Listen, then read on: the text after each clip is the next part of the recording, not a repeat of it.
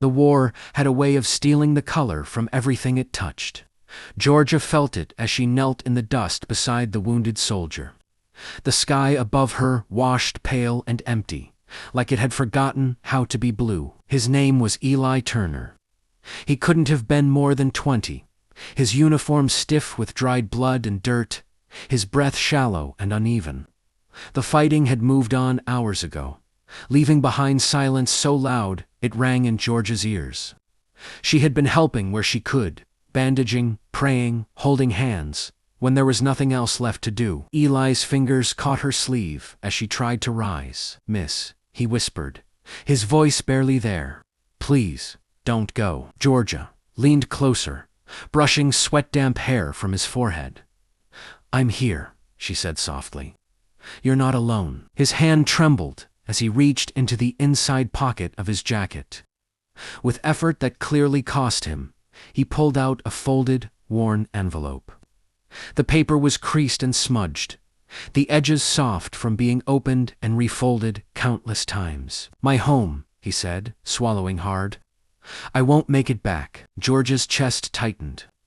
She had heard these words before. They never got easier. "There's a letter," Eli continued. "For my mama. Promised I'd send it when the war was over.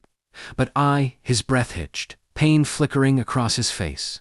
"I need you to take it, please." Georgia took the letter carefully, as if it might crumble in her hands. "Where does she live?" she asked. "Red Willow Creek," he whispered. "Just past the old cottonwoods.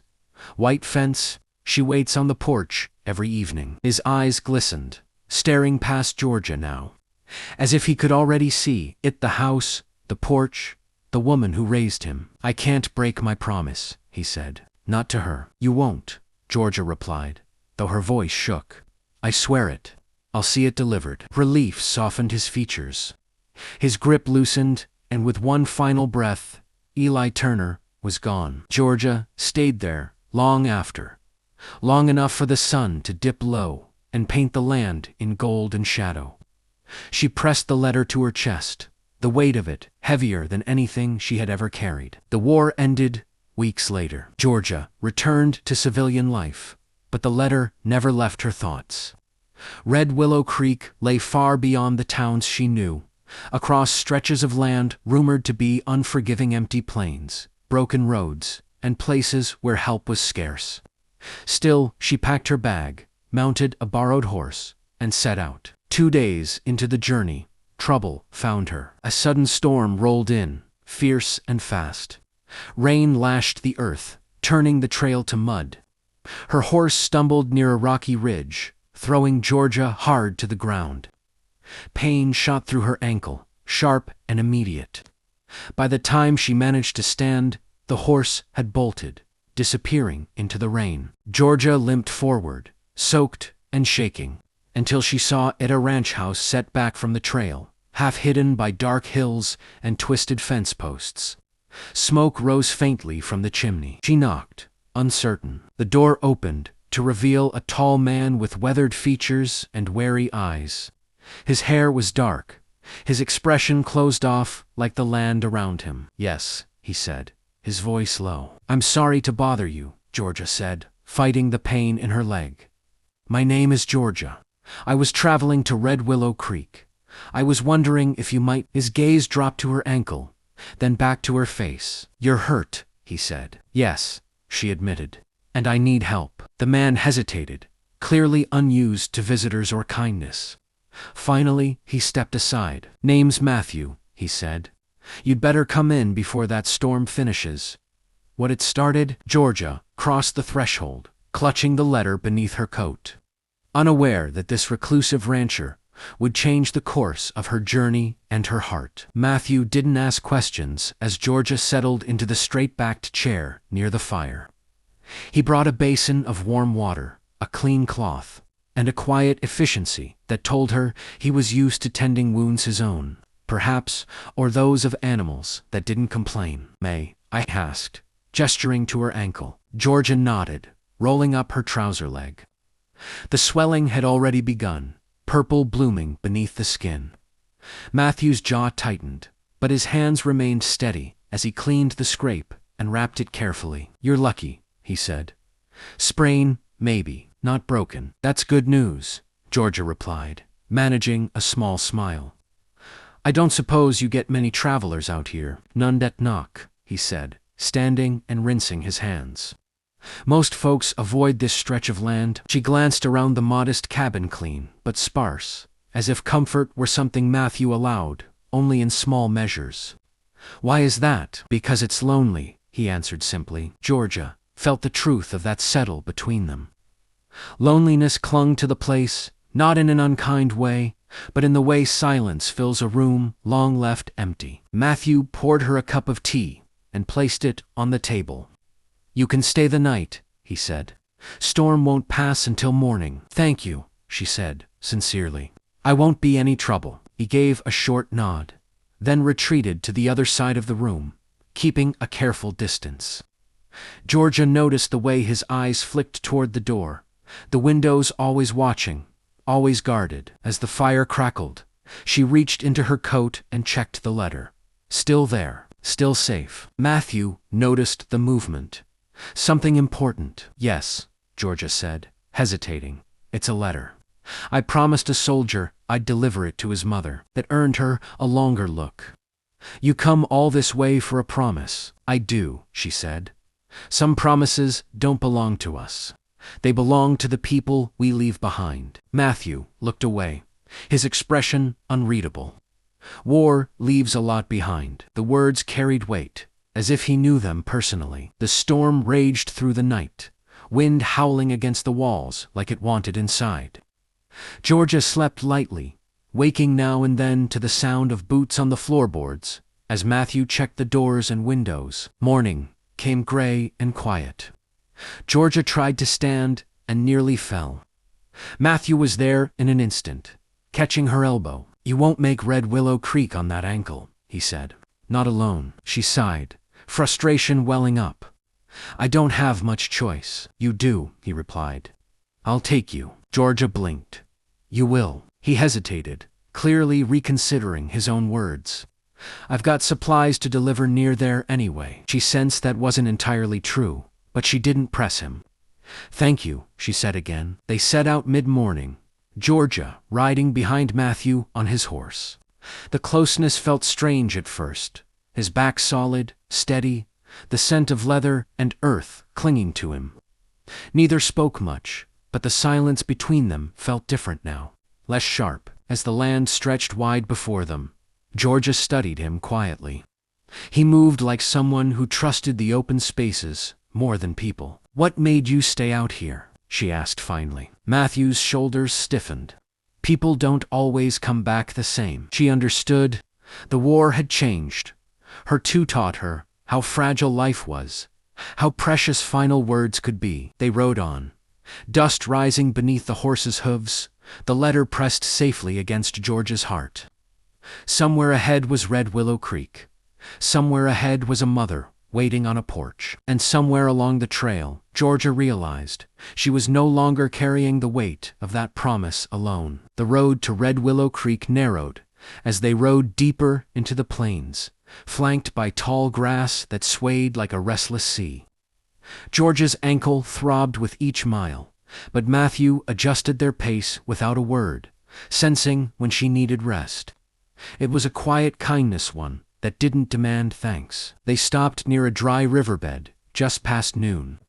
Mathew helped her down, his hands lingering a moment longer than necessary before he stepped back, as if remembering himself. "I'll get us some water," he said. As he knelt by the canteen, Georgia watched him.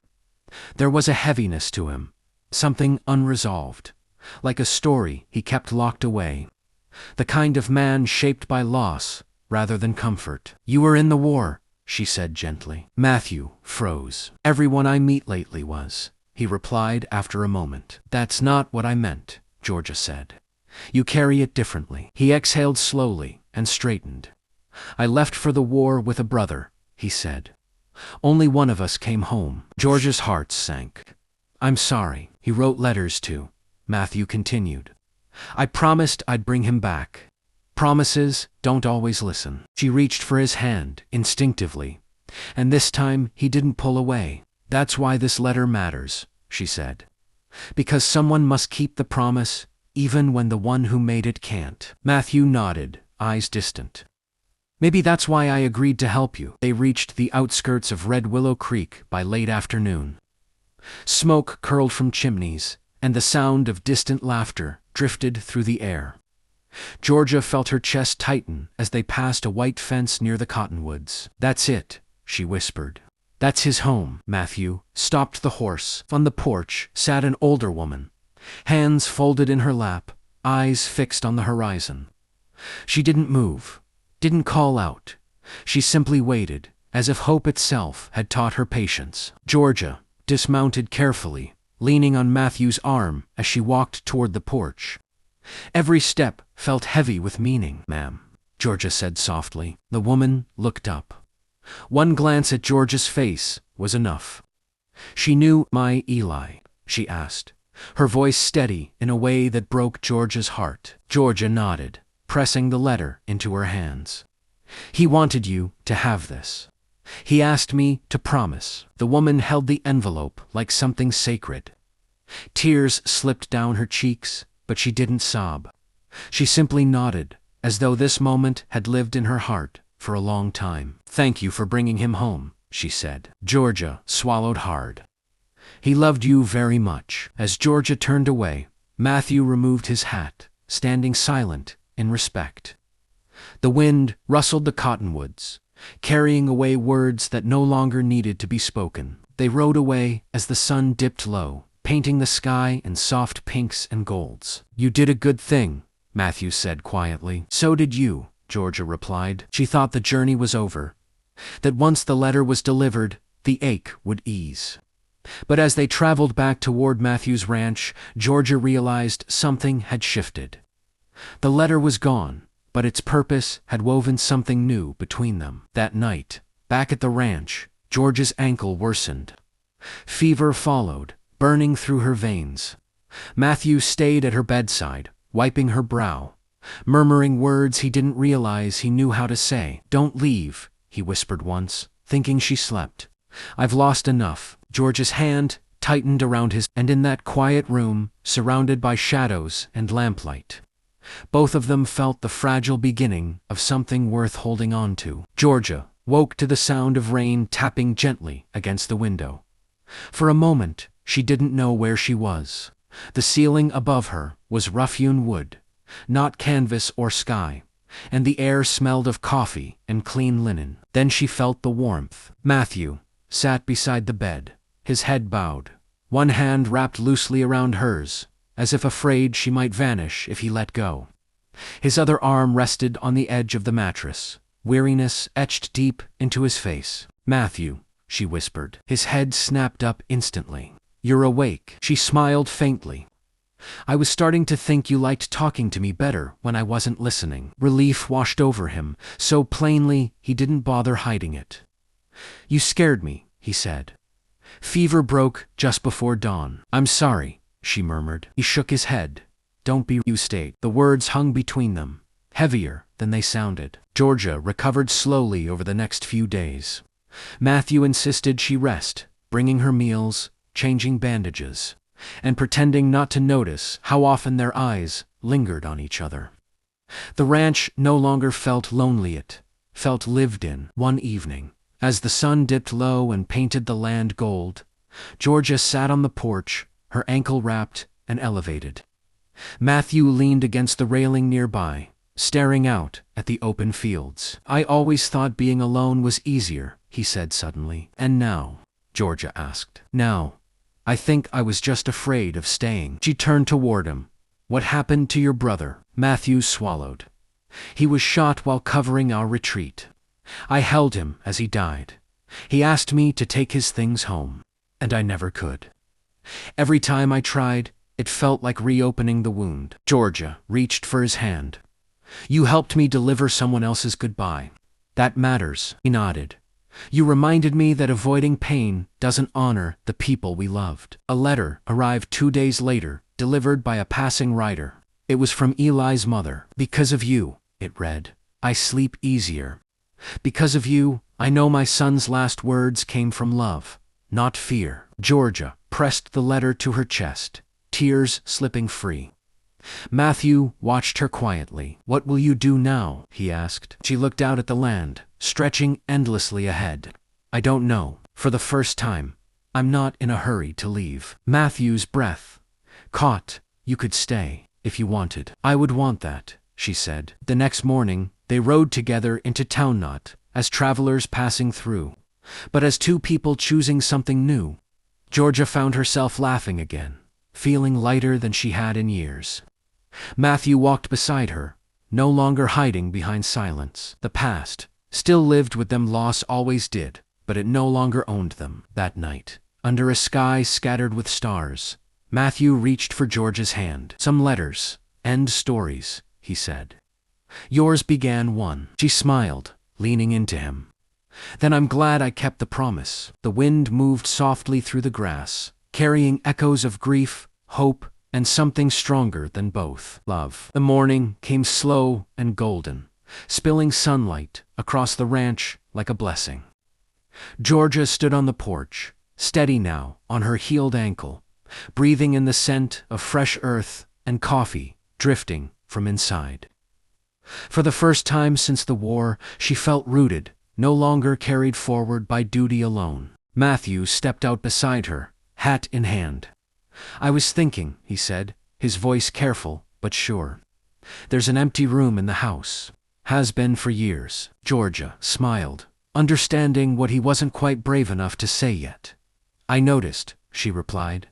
"It feels like it's been waiting." They worked side by side, that day mending fences, tending horses, sharing stories that no longer hurt quite as sharply when spoken aloud.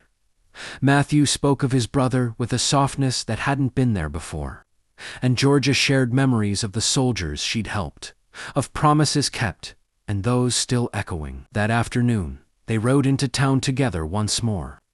This time, it wasn't for errands or obligation, but for something Mathew had put off too long. They stopped at the small post office. Mathew held a bundle of letters in his hands, his brother's belongings carefully preserved. His jaw tightened, but Georgia's presence steadied him. "You don't have to do this alone," she said. "I know," he answered. He mailed them that day, sending words long overdue back to the people who had loved a man who never came home. When he returned, his shoulders seemed lighter, as though he'd finally set something down. Weeks passed. The land changed with the season, grass growing tall and green. Laughter returned to the ranch. Georgia planted a small garden near the house, and Mathew built a fence around it, pretending it was for the animals when they both knew better. One evening, as the sun slipped below the horizon, Mathew handed Georgia a folded piece of paper. "What's this?" she asked. "A letter," he said simply. "Not for sending, just saying." Georgia opened it. The words were honest, unpolished, and full of gratitude for her courage, her kindness, and the way she'd taught him that love didn't end with loss. Tears blurred her vision. "You're getting good at this," she teased softly. "I had a good teacher." They stood together beneath the stars, the land quiet and wide around them. "Funny," Georgia said. "I thought this journey was about delivering a letter." Mathew smiled. "Turns out it was about finding a home." She leaned into him, her head against his shoulder. In the distance, the wind moved through the grass, carrying the echoes of the past but also the promise of what lay ahead. Somewhere, a mother read her son's final words and felt peace. Somewhere else, two wounded hearts found their way back to life. And the last letter home became the first chapter of something new. Don't forget to like, comment, and subscribe for more Western stories.